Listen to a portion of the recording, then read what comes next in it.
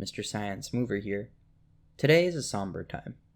Turtle Rock Studios have just removed mods from Back 4 Blood. Now, do I expect there to be a way around this? Absolutely. But do I want to continue modding and creating content for a game whose developer is personally singling me out? Not really.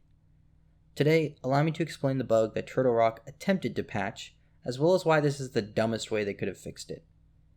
Whenever you play Back 4 Blood online in campaign mode, you and your party connect to a TRS server. The server controls everything you see that's not cosmetic.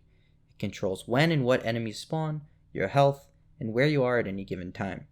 Say for example you want to jump. Your PC tells the server, "Hey server, I want to jump." The server then sends back, "Okay, you're jumping now," upon which your character will jump. An important thing to note, though, is that this jump is actually happening server-side. Your character is not jumping on your screen. You are merely witnessing a reflection of the jump that is happening on the server. This is why if for some reason our client has, say, changed the height of your jump, it won't reflect in online gameplay. Your client will simply mimic the jump of the server, even if it wants to jump higher. This is also why if you gather a group of friends in Fort Hope, even if their clients have a normal jump height, they're connected to a server on your computer, so if your client has a different jump height, it will transmit it to them as well. With that background, let's now address the so-called bug that Turtle Rock has stated existed in Swarm. Fixed an issue where players could edit files and get extremely long-range melee hits with the tall boy. Well, this doesn't make any sense. How could editing files on my computer allow me to hit someone farther away when that data has to go through a Turtle Rock server? The answer is obvious, but not one that really makes sense. The tall boy's arm hitbox is controlled by the client. Rather than requesting that the server swing your arm for you, the client instead just swings, and the server goes along with it. You can imagine the obvious implications this would have for any PvP game mode. Imagine someone playing Call of Duty were able to inform the server what enemies they killed. They'd be running around like an Evangela with expired T5. It's an obvious design flaw to leave the data crucial to game integrity to a biased client, i.e. a player in a PvP match. It's like, imagine you played a game of soccer, but no one saw it and your decision was the only one that mattered. Would you stay fair and tell the referee that you had lost? Or, as Turtle Rock allows, would you tell the server you won, regardless of what happened?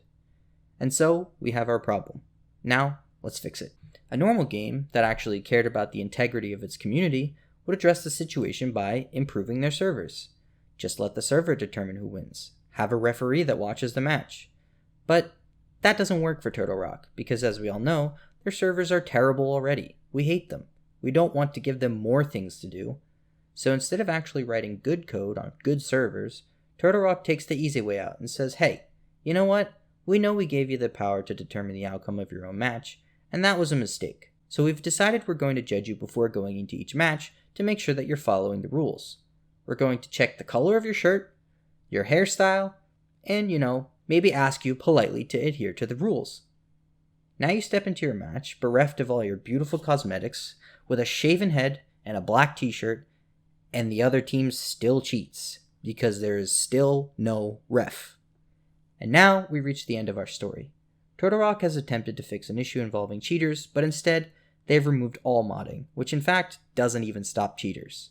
Programs like Cheat Engine still have an EAC bypass that will allow cheated clients to win matches if they so choose. It's even listed on their Trello. Turtle Rock, next time, before you shave the heads of all your players, please, just add a ref.